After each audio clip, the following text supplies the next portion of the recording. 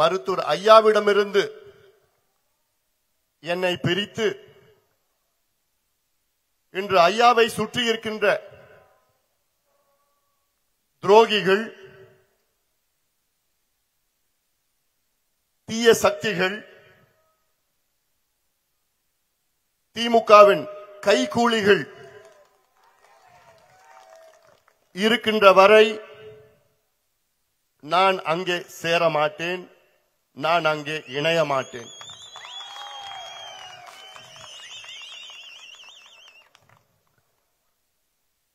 ஐயா ஒரு சமூக சீர்திருத்தவாதி.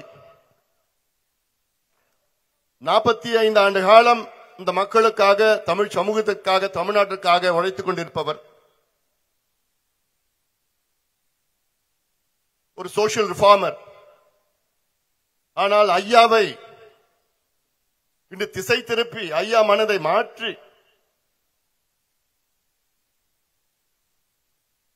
அங்கே இருக்கின்ற இந்த துரோகிகள் இருக்கின்ற வரை நான் சேரமாட்டேன், இணைய மாட்டேன் என்று உங்களுக்கு நான் இன்று தெரியப்படுத்துகின்றேன். எவ்வளவு வலியோடு நான் பேசுகின்றேன், எவ்வளவு மன உளைச்சல், மன அழுத்தம், வலியோடு நான் பேசுகின்றேன்.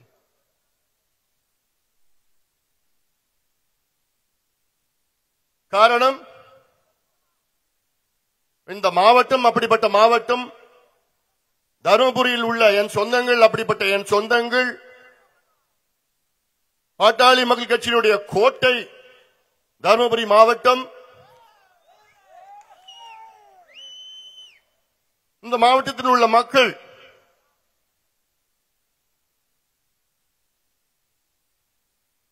மிகவும் உணர்ச்சி வசப்பட்டவர்கள்.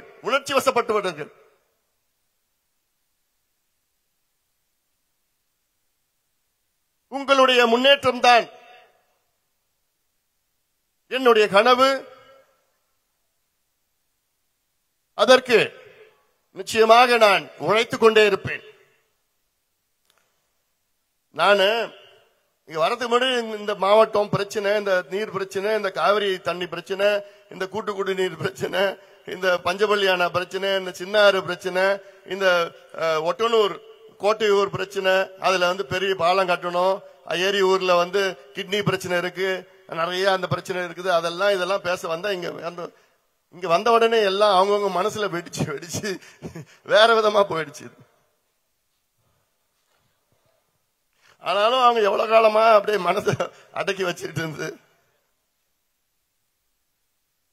இந்த பகுதியில் பெண்ணாரில் இருக்க என் தம்பிங்கெல்லாம் இங்க யோசிக்க மாட்டான், இங்கதான் யோசிப்பான். அதான் பிரச்சனை. கொஞ்ச நாளுக்கு முன்னாடி சக்தி எனக்கு பேசினாப்புல, ஐயா ஒரு போன் பண்ணாங்க, என்ன மிரட்டினாங்க, நீ பதிவுலாம் போட்டீங்கன்னா உனக்கு கேஸ் போட்டு விடுவேன். நான் சொன்னேன், சக்தி நீ கவலைப்படாதடா, அப்படி ஏதாவது நடந்தா நானே வந்துருவேன், யாரு பண்ணாலும் சரி நீ தைரியமா இரு. அப்புறம் அவங்க மச்சான்கிட்ட போன் பண்ண சொன்னேன், அவங்க மாமாட்ட போன் பண்ணி, இனி அவனாவது போன் பண்ணி மிரட்டினானுங்கன்னா நான் தொலைச்சு போட்டு விடுவேன். நானும் அமைதியா வந்துட்டு போயிட்டு இருக்கிறேன். இப்படி யாராவது இனி என் தம்பிகளையும் என் தங்கைகளையும் யாராவது போன் பண்ணி இது பண்ணாது அது பண்ணாது இப்படி போட்டு இப்படி பண்ணி மிரட்டினானுங்கன்னா நான் சும்மா இருக்க மாட்டேன். இந்த தொகுதிக்கு உள்ளே வர முடியாது. அது யார் இருந்தாலும் சரி, யார் இருந்தாலும் சரி நான் சொல்றேன். வரீங்களா, வந்துட்டு போங்க, அவ்வளவுதான். இல்ல சென்னையில இருந்துட்டு போயிடுங்க, இங்க வராதீங்க. ஏன்னா இந்த மேடையில பார்த்திருப்பீங்க, அவ்வளோ கோபம் இருக்கு. நானும் இப்ப மாறிட்டேன். உன்னை பார்த்து நான் மாட்ட பேசின்னு இருந்தேன். எனக்கு சரி அதை விட்டுடு, அது முடிஞ்சு போன கதை, அவ்வளவுதான். என்ன அது முடிஞ்சு போச்சு, சாப்டர் க்ளோஸ், சாப்டர் ஓவர். என்னுடைய அரசியல் வாழ்க்கையில் பெண்ணாகரம் தொகுதி மக்கள் எனக்கு அரசியல் கத்துக் கொடுத்த மக்கள். இடைத்தேர்தல் நேரத்தில் 3 மாதங்கள் இங்கேயே தங்கி ஒவ்வொரு கிராமமாக சென்று உங்கள் அனைவரையும் நான் சந்தித்த நேரத்தில் தான் உங்கள் வாயிலாக உங்கள் மூலமாக நான் அரசியல் கற்றுக்கொண்டேன். அது நமக்கு மிகப்பெரிய ஒரு தேர்தல், இடைத்தேர்தல். ஆளும் கட்சியை எதிர்த்து நாம் போட்டியிட்ட இடைத்தேர்தல். எத்தனையோ அமைச்சர்கள் வந்தார்கள், முதலமைச்சர் வந்தார்கள், இங்கே தங்கினார்கள். ஆனாலும் அவர்கள் நம்மை வெற்றி பெற்றது வெறும் பணத்தால் மட்டும்தான். கடைசி நாள் பணத்தை கொடுத்தார்கள், இல்லையே நாம் வெற்றி பெற்றிருப்போம். அப்படிப்பட்ட உணர்ச்சி மிக்க, எழுச்சி மிக்க, வீரமிக்க மக்கள் இந்த பென்னாகரம் தொகுதி மக்கள். நீங்கள் ஆம், எனக்கு அரசியல் கற்றுக் கொடுத்த மக்கள் நீங்கள் தான். அதன் பிறகு 2014 நாடாளுமன்ற தேர்தலில் என்னை உங்களுடைய நாடாளுமன்ற உறுப்பினராக தேர்வு செய்தீர்கள். எவ்வளவு எதிர்ப்புகள் மீறி, ஆளும் கட்சி பணபலம் அத்துணையும் மீறி என்னை உங்களுடைய நாடாளுமன்ற உறுப்பினராக, எம்பியாக தேர்வு செய்தீர்கள். இதே பென்னாகரத்தில் 2016 எனக்கு தோல்வியையும் கொடுத்தீர்கள். சட்டமன்ற தேர்தலில் அப்பொழுது நான் போட்டியிட்டேன், எனக்கு தோல்வியையும் கொடுத்தீர்கள். அதுவும் எனக்கு ஒரு பாடம் தான், எனக்கு ஒரு பெரிய பாடம் தான். வெற்றியும் கொடுத்தீர்கள், தோல்வியும் கொடுத்தீர்கள், அரசியல் எனக்கு கற்றுக் கொடுத்தீர்கள். அப்படிப்பட்ட தொகுதி இது சாதாரண தொகுதி கிடையாது. இந்த தொகுதி மக்களுக்கு என்றும் நான் கடமைப்பட்டிருக்கின்றேன். என் வாழ்நாள் முழுவதும் உங்களுக்கு நான் கடமைப்பட்டிருக்கின்றேன். என்னுடைய நோக்கம், என்னுடைய லட்சியம் இந்த தொகுதி மக்கள், இந்த மாவட்டத்தின் மக்கள் வளம் பெற வேண்டும், வளர்ச்சி பெற வேண்டும். எனக்கு முன்பு பேசியவர்கள் எல்லாம் நம்முடைய நிர்வாகிகள் மேடையிலே பேசினார்கள். அவருடைய ஆதங்கத்தை வெளிப்படுத்தினார்கள், அவருடைய கோபத்தை வெளிப்படுத்தினார்கள். இவ்வளவு காலமாக அவர் மனதிலே குமரி குமரி குமரி அடுக்கிக் கொண்டே இவ்வளவு காலமாக அந்த குமரல் எல்லாம் இன்று வெடித்தது. அவ்வளவு அழுத்தம் இன்று வெடித்திருக்கிறது. அதனால்தான் நான் கேட்டேன், இந்த தொகுதிக்கு இன்றைக்கு விடுதலை நாள், பென்னாகரம் தொகுதிக்கு இன்றைக்கு விடுதலை நாள். அதனால்தான் இவ்வளவு ஆயிரக்கணக்கான சொந்தங்கள் வந்திருக்கிறீர்கள். இந்த பகுதி, இந்த தொகுதி, இந்த மாவட்டம் தமிழ்நாட்டிலே மிக மிக பின்தங்கிய ஒரு பகுதி மாவட்டம். இந்த மாவட்டத்தில் அத்தனை பிரச்சனைகள் இருக்கிறது. இதற்கெல்லாம் தீர்வு கொண்டு வர வேண்டும் என்றால் இந்த தேர்தலில் திமுக தோல்வியடைய வேண்டும். இன்னும் 6 மாதத்தில் நம்முடைய ஆட்சி தமிழ்நாட்டில் வரும், உறுதியாக வரும். நம்முடைய கூட்டணியை சார்ந்த ஆட்சி வரும். வந்தவுடன் உங்களுடைய அனைத்து பிரச்சனைகளையும் இந்த அன்புமணி ராமதாஸ் தீர்த்து வைப்பேன், நான் உங்களுக்கு தீர்த்து வைப்பேன். காரணம், ஒட்டுமொத்த இந்த மாவட்டத்தில் உள்ள சின்ன சின்ன பிரச்சனைகள் அத்தனையும் நான் நன்கு அறிந்தவன்.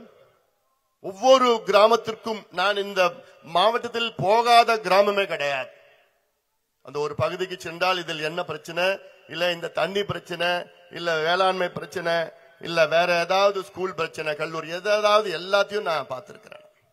இப்ப கூட வரப்ப கூட நம்ம கெத்தூர்ல இருந்து கோவிந்தராஜ் வந்திருந்தார். அவர் ஓட்டுநர், நடத்துனர் பேருந்தில். அவர் என்கிட்ட மாத்திரை காமிச்சார். ஐயா, நான் மாத்திரை இந்த பென்னாகரம் GH இருந்து வாங்கிட்டு வரேன், பார்த்தா காலாவதியான மாத்திரை கொடுத்துருக்கிறாங்க. எக்ஸ்பயர்டு மாத்திரைன்னு சொல்லிட்டு பார்த்தா அது தேதியே மாறி போய் காலாவதி ஆனிச்சு. இப்படி எல்லாம் இங்கே நடந்து கொண்டிருக்கின்ற ஆட்சி. நம்ம என்ன கோரிக்கை கேட்டோம்? நான் உங்களுடைய நாடாளுமன்ற உறுப்பினர் அந்த நேரத்தில் தான் இப்ப திட்டத்தை வகுத்தோம். என்ன திட்டம்? ஒகேனக்கல் காவேரி தர்மபுரி உபரி நீர் திட்டம் நிறைவேற்றுங்கள். என்ன அந்த திட்டம்? கடல்ல போற தண்ணி இப்ப 50 TMC போயிருக்கு 4 மாசத்துல. அதுல 3 TMC நீரேற்று மூலமா கொண்டு வரோம். நீரேற்று மூலமா என்ன? இப்போ உங்களுக்கு கூட்டு குடிநீர் திட்டம் வருவதற்கு ஒரு தடம் இருக்கு. அதுல பைப்ல எடுத்து வந்துதான், அதுல சின்ன பம்பிங் ஸ்டேஷன் வச்சுதான் இங்க கொண்டு வந்து அந்த கூட்டு குடிநீர் திட்டத்துல நிறைவேற்றுறாங்க. அதே தடத்துல இன்னும் கொஞ்சம் பெரிய பைப்பை போட்டு தண்ணி எடுத்துட்டு வந்து இங்க மடத்துக்கு எடுத்துட்டு வந்து மடத்துல இருக்கிற ஏரிங்களுக்கு எல்லாத்தையும், தர்மபுரி ஏரிக்கு எல்லாத்தையும் நிரப்பினா உங்க கிணத்துல 30 அடி 40 அடியில தண்ணி வரும். உங்க போர்ல 60 அடி 80 அடியில தண்ணி வரும். உங்க ஏரியில தண்ணி இருக்கும். விவசாயம் பண்ணலாம், விவசாயம் பெருகும், பொருளாதாரம் முன்னேறும், வேலை வாய்ப்பு உருவாகும். உங்க பிள்ளைங்க எங்க வேலை செய்யுதுங்க? பெங்களூர்ல போய் வேலை செய்யறான். என்ன வேலை? ஐடி வேலையா? இல்ல. சில பேர் குப்பைய வேலை செய்யறான், பொறுக்கிறாங்க. கொத்தனார் வேலை பண்றான், கல்லு உடைக்கிறான், குவாரியில வேலை செய்யறான், பனியன் கம்பெனியில வேலை செய்யறான், திருப்பூர்ல, கோயம்புத்தூர்ல போய் கம்பெனியில வேலை செய்யறான், கேரளாவில் போய் அங்க ஹோட்டல்ல வேலை செய்யறான், ராமேஸ்வரத்துல போய் கொத்தனார் வேலை பண்ணான் அந்த பையன். என்னடா இங்க வந்திருக்கிறேன்னு? அங்க வேலை இல்லை. ஏன்? தண்ணி போதுங்க. இத நானும் எத்தனையோ முறை போராடிட்டேன், எத்தனையோ போராட்டங்கள் நான் செஞ்சேன். 3 நாள் நடைபயணம் பண்ண. அந்த நடைபயணம் இங்கிருந்து தான் நான் தொடங்கினேன். ஒட்டுமொத்த இந்த தருமபுரியில 80 விழுக்காடு மக்களுக்கு இந்த திட்டம் பொருந்தும், இந்த திட்டம் போய் சேரும்னா ஒரு நல்ல அரசு, நேர்மையான முதலமைச்சர், நியாயமான முதலமைச்சர், நல்ல நிர்வாகம் என்ன பண்ணிருக்கணும்னா, ஒரு மாவட்டத்தின் மக்கள் 80 விழுக்காடு பயன்பெறுவார்கள் என்றால் முதல் வேலையா அந்த திட்டத்தை கையெழுத்து போட்டு நிறைவேற்றிருக்கணுமா இல்லையா? ஆனால் இன்னைக்கு வரைக்கும் முதலமைச்சர் ஒரு வாயை கூட திறக்க, நேத்து கூட வந்துட்டு போனார் ஒரு கல்யாணத்துக்கு, ஒரு வாயை கூட திறக்கலையே. என்னையா நீங்களா முதலமைச்சர்? எதுக்கியா உங்களுக்கு எல்லாம் பதவி? இந்த மாவட்டத்தில் உள்ள தண்ணியை எடுத்துட்டு வந்து இங்க ஏரியை நிரப்புறதுக்கு துப்பு இல்ல உங்களுக்குலாம்? இதே திட்டம் தான் அத்திக்கடவு அவிநாசி திட்டம் என்று கோயம்புத்தூர், திருப்பூர், ஈரோடு மாவட்டத்தை இந்த திட்டத்தை நிறைவேற்றிருக்கின்றார்கள். அத்திக்கடவு அவிநாசி திட்டம் என்றால் பவானி ஆற்றில் இருக்கின்ற உபரி நீரை எடுத்து அந்த ஏரிகளை நிரப்புகின்ற திட்டம். அது 1450 கோடி, 1530 கோடி திட்டம். அதற்கு நானும் போய் போராடினேன். 3 முறை நான் போய் போராடினேன். அங்க இருக்கின்ற மக்களுக்கு இந்த திட்டத்தை கொண்டு வா என்று நான் போராடினேன். அதே போன்ற திட்டம் தான் இங்க நம்ம அனுபவிச்சு தானேயா கீழே போடும் தண்ணி. அதுதான் நியாயம், அதுதான் நீதி, இயற்கை நீதி, நேச்சுரல் ஜஸ்டிஸ். அனுபவிக்க முடியலையே, தண்ணி கடல்ல வேணா கொழுப்போம், ஆனா தருமபுரி மக்களுக்கு நாங்க கொடுக்க மாட்டோம்னு தெளிவா இருக்கிறாரு முதலமைச்சர் ஸ்டாலின் அவர்கள். தெளிவா இருக்கிறார். 3 நாள் நடைபயணம் பண்ண, 10 லட்சத்து கையெழுத்து இயக்கத்தை தொடங்கின, எல்லாம் கையெழுத்து போட்டீங்க. ஒரு போராட்டம், 50,000 விவசாயிகள் அங்க நம்ம கலெக்டர் ஆபீஸ் எதிர்க்க ஒரு போராட்டம் என் தலைமையில் நடந்தது இந்த திட்டத்திற்காக. அப்பயும் வாயை திறக்கல. அதன் பிறகு அரை நாள் கடையெடுப்பு நடத்தினாங்க. திமுக, அண்ணா திமுக எல்லாம் பார்க்கல, எல்லா கட்சிக்காரரும் சேர்ந்து அவங்க கடைய 100 விழுக்காடு கடையெல்லாம் மூடினாங்க. எதுக்கு? வீணா போற தண்ணி எங்களுக்கு குடியா? 60 ஆண்டு காலம் திமுக ஆட்சி செய்து வருகிறது. 60 ஆண்டு காலம். ஆனா அந்த திட்டத்தை நிறைவேற்றல. இதுக்கு பிறகு நிறைவேற்றுவாங்களா? உங்களுக்கு நம்பிக்கை இருக்குதா? இல்லையே. இங்க இருக்கின்ற பெண்ணாகரம் தொகுதியில் இருக்கின்ற அனைத்து தரப்பு மக்களும், நீங்க என்ன கட்சியில் ஒன்னா இருந்துட்டு போங்க, எந்த ஜாதி மதம் எல்லாம் இருந்துட்டு போங்க, எங்களுக்கு ஆதரவு கொடுங்க. இந்த தேர்தலில் நாங்க நிறைவேற்றுறோம். நான் நிறைவேற்றுறேன். இந்த அன்புமணி ராமதாஸ் நிறைவேற்றுவான். நான் உங்களுக்கு உறுதி தரேன், உறுதி தரேன், உறுதி தரேன். ஏன்னா எனக்கெல்லாம் தாங்கலையா? எவ்வளவு ஒரு அதிகாரம் வச்சுக்கிட்டு சாதாரண ஒரு திட்டம் இது. என்ன பொறுத்த சாதாரண ஒரு திட்டம் இது. யாரும் கேட்க முடியாது. 36 வரைக்கும் அந்த தண்ணி எடுத்துட்டு போலாம். 2036 வரைக்கும் தடம் இருக்குது, எல்லாம் இருக்குது. கேட்டா காவேரி நடுவர் மன்றம் தீர்ப்பு, இந்த தீர்ப்பு, அந்த எந்த கத்திரிக்காயும் கிடையாது, எந்த வெண்டைக்காயும் கிடையாது. இதுக்கு வேண்டியது தைரியம் வேணும், தில்லு வேணும். எல்லாம் ரெண்டுமே என்கிட்ட இருக்கு. இதுல கேட்டா அமைச்சர் ஒண்ணு, இதுக்கு ஒப்பந்தம் அவங்க பண்ணுவாங்க. போய தெரியல, தைரியம் இல்ல, நீ பண்ண முடியாது, ஏமாத்துற. எங்களால முடியும், எங்களால முடியும். இப்ப 2வது கூட்டு குடிநீர் திட்டம்னு ஒண்ணு, 2வது இல்ல, அது 3வதுன்னு பேர் சொல்லி 2வது தான் வந்திருக்கு. இந்த திட்டத்திற்கு என்னமோ இவங்க வெற்றி கொண்டாடுறாங்களாம். 7,000 கோடின்னு, 8,400 கோடி, அல்ல 2,400 கோடி மத்திய அரசு கொடுக்குது, 500 கோடி தொழில்துறை கொடுக்குது. தமிழ்நாடு அரசு ஒரு பைசா போடல. ஜிஎஸ்டி வரி மட்டும்தான் தமிழ்நாடு அரசு கட்டணும். நாங்க 8000 கோடி கொண்டு வந்துட்டோம், 8000 கோடி கொண்டு வந்து பொய்ய சொல்லிட்டு நிறைய அதெல்லாம் இருக்கு. சரி, அதை விடு. அதெல்லாம் உங்களுக்கு என்ன புரிய போறது கிடையாது. என்னடா இவன் அந்த திட்டம் சொல்றான். உங்களுக்கு வேண்டியது என்ன? நல்லா குடிக்கிறதுக்கு தண்ணி, உங்க பிள்ளைங்களுக்கு நல்ல படிப்பு, படிச்ச பிள்ளைங்களுக்கு வேலை, அவ்வளவுதானே? அவ்வளவுதானே? 60 ஆண்டு காலமாக இந்த திமுக ஆண்டு என்ன பிரயோஜனம்? என்ன பயன்? என்ன பிரயோஜனம்? நான் கேட்கிறேன், இந்த தேர்தலில் திமுகவை தோற்கடியுங்கள், தோல்வி அடையணும். அது நீங்க செஞ்சுதான் இருக்கிறீங்க. எம்எல்ஏ எலெக்ஷனுக்கு செய்யறீங்க, எம்பி எலெக்ஷன்ல மாறுறீங்க. அதான் புரியல எனக்கு. சரி, கடந்த சட்டமன்ற தேர்தலில் தர்மபுரி 5 தொகுதிகள் இருக்கிறது, சட்டமன்ற தொகுதிகள் இருக்கிறது. இந்த 5 தொகுதியிலும் திமுக தோற்கடித்தீர்கள். இந்த சட்டமன்ற தேர்தலில் தர்மபுரியில் உள்ள 5 சட்டமன்ற தொகுதிகளில் திமுக டெபாசிட்டை இழக்க வேண்டும். டெபாசிட்டை இழக்க வேண்டும். முடியுமா? என் தம்பிங்க முடிவு பண்ணிட்டீங்கன்னா அது யாராலும் தடுக்க முடியாது. அதுவும் என் பெண்ணாகரத்தில் உள்ள தம்பிகளும் தங்கைகளும் முடிவு பண்ணிட்டீங்கன்னா அது எந்த கொம்பனாலும் மாற்ற முடியாது.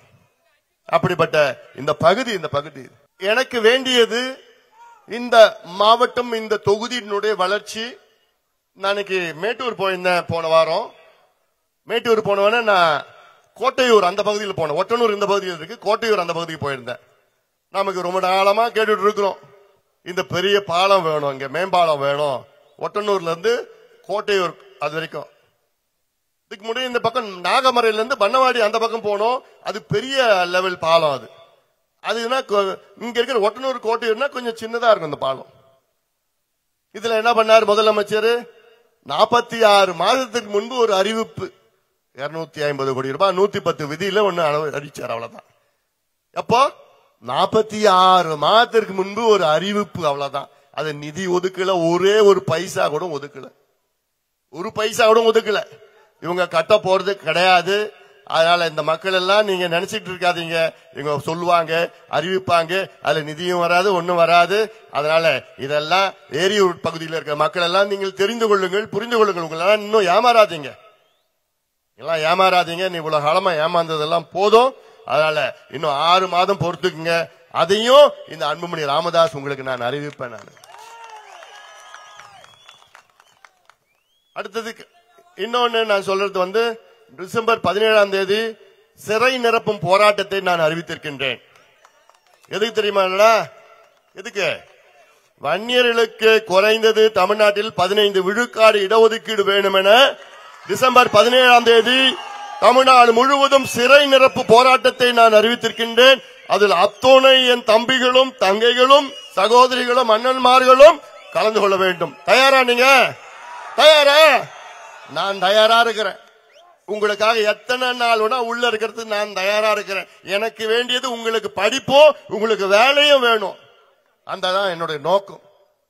இத படிப்பும் வேலையும் உங்களுக்கு ஸ்டாலின் நிச்சயமா கொடுக்க மாட்டார். ஸ்டாலின் மட்டும் இல்ல, அவங்களுடைய கை கூலிகள் சுத்திட்டு இருக்கிறாங்க, ஏமாத்திட்டு இருக்கிறாங்க. அதெல்லாம் இப்ப யாருன்னு உங்களுக்கு தெரிஞ்சு போச்சு, அவ்வளவுதான். அதனால இனி நாம ஏமாற தயாரா கிடையாது. உச்சநீதிமன்றம் தீர்ப்பு வழங்கி, உச்சநீதிமன்றம் தீர்ப்பு என்ன தீர்ப்பு? தமிழ்நாட்டில் வன்னியர்களுக்கு உள்ஒதுக்கீடு கொடுக்க எந்த தடையும் கிடையாது, நீங்கள் தாராளமாக கொடுத்துக் கொள்ளலாம் என்று உச்சநீதிமன்றமே ஒரு தீர்ப்பு வழங்கி இருக்கிறது. தீர்ப்பு வழங்கி 1314 நாட்கள், 15 நாட்கள் ஆகிறது. 1315 நாட்களுக்கு முன்பு ஒரு தீர்ப்பு வழங்கி இருக்கிறது. தமிழ்நாட்டில் வன்னியர்களுக்கு உள்ஒதுக்கீடு கொடுங்க. இவ்வளோ நாள் கழித்தும் ஸ்டாலின் அவர்கள் கொடுக்கலனா என்ன அர்த்தம்? என்ன அர்த்தம்? எங்க இருந்து வந்தது அந்த தைரியம் உங்களுக்கு? உங்களுக்கு உங்க மேல ஊழல் குற்றச்சாட்டுனா ஓடுறீங்களே உச்ச நீதிமன்றத்துக்கு. கிட்னி திருடுறதுக்கு அவனை காப்பாத்துட்டு நீ ஓடுற உச்ச நீதிமன்றத்திற்கு. மணல் திருடுறவங்களுக்கு காப்பாத்துட்டு நீ உச்ச நீதிமன்றம் ஓடுற. மலையை திருடினவன் காப்பாத்துட்டு நீ உச்ச நீதிமன்றம் ஓடுற. அதே உச்ச நீதிமன்றம் தமிழ்நாட்டில் வன்னியர்களுக்கு இடஒதுக்கீடு நீ கொடுத்துட்டு போன்னு சொல்லி 1315 நாள் ஆகியோ ஏன் கொடுக்கல? ஏன் கொடுக்கல? நீ செய்யற இந்த வன்னிய சமுதாயத்திற்கு எவ்வளவு பெரிய துரோகம் செஞ்சிருக்கிற. இதான் முதலமைச்சர் ஒரு மாதத்துல கையெழுத்து போட்டு முடிச்சிருக்கலாம். ஒரே மாதம் தான் தேவை. அது செய்ய போறது கிடையாது.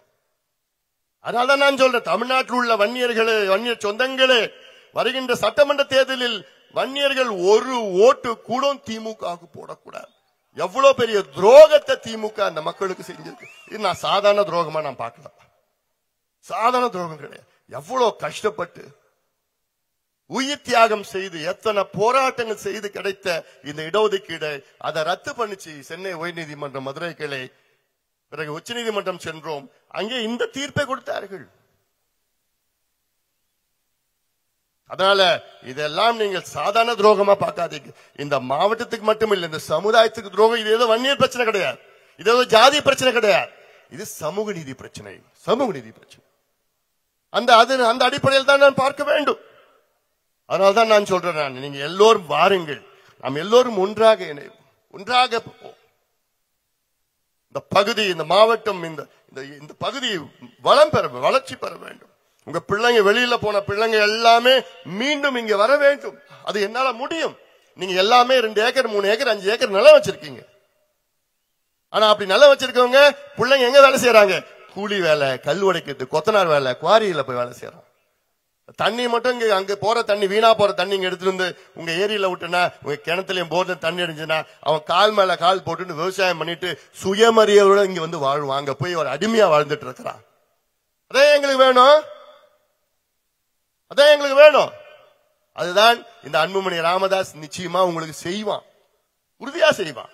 எவ்வளவு கனவுகள் எனக்கு இருக்கு இந்த மக்களுக்கு, இந்த மாவட்டத்தில். உங்களுக்கு நான் என் வாழ்நாள் முழுவதும் நன்றி கடன் பட்டவன். காரணம் என்ன, தொடக்கத்திலிருந்து இது நம்ம கட்சியின் ஒரு கோட்டை. 2014 எவ்வளவு எதிர்ப்புகள் மீறி என்னை நீங்க உங்களை நாடாளுமன்ற உறுப்பினராக தேர்வு செய்தீர்கள். அதெல்லாம் என்னால வாழ்க்கையில நான் கடைசி வரைக்கும் என்னால மறக்க முடியாது. அந்த ஆதகம் தான் எனக்கு இருக்குது. எப்ப இங்க வந்தாலும் சரி எனக்கு அந்த வெறி, என்னடா இப்படி இருக்குது, இவ்வளவு செய்யலாமே, இந்த மக்களுக்கு இவ்வளவு கொண்டு வரலாமே. அதனால இதையெல்லாம் நீங்க நிச்சயமாக மனதில் ஏற்றிக்கொள்ளுங்கள். வருகின்ற தேர்தல் நமக்கு மிக முக்கியமான தேர்தல். இது தமிழ்நாட்டுக்கு முக்கியமான தேர்தல். இந்த தேர்தலில் திமுக தோல்வியடைய வேண்டும். திமுக பெண்களுக்கு எதிரான ஆட்சி, விவசாயிகளுக்கு எதிரான ஆட்சி, ஊழல் செய்கின்ற ஆட்சி, அரசு ஊழியர்களுக்கு எதிரான ஒரு ஆட்சி, மக்களை ஏமாற்றுகின்ற ஒரு ஆட்சி. திமுக ஆட்சியை நாம் விரட்டி அடிப்போம். போதும், இவர்கள் ஆண்டது போதும், தமிழ்நாட்டை நாசப்படுத்தியது போதும். ஆக இங்க இருக்கின்ற பெண்ணாகரம் தொகுதியில் உள்ள அனைத்து மக்களும் ஒன்று சேருங்கள், வாருங்கள், எங்கள் பின்னால் வாருங்கள். உங்களுக்கு விடுதலை, உங்கள் மக்களுக்கு விடுதலை, திமுக பிடியிலிருந்து விடுதலை நாம் பெற்று அடைவோம். இந்த ஊழல் திமுக, மக்கள் விரோத திமுக, கஞ்சா திமுக, சாராய ஆட்சி, கஞ்சா ஆட்சி, கஞ்சா விற்கின்ற ஆட்சி, பெண்களை நாசப்படுத்துகின்ற ஆட்சி, இந்த திமுக ஆட்சி, விவசாயிகளுக்கு எதிரான ஆட்சி, அரசு ஊழியர்களுக்கு, தொழிலாளர்களுக்கு, வணிகர்களுக்கு எதிரான ஆட்சி, திமுக ஆட்சியை நாம் வீட்டுக்கு அனுப்புவோம், விரட்டி அடிப்போம். நம் உரிமைகளை மீட்டெடுப்போம். நன்றி.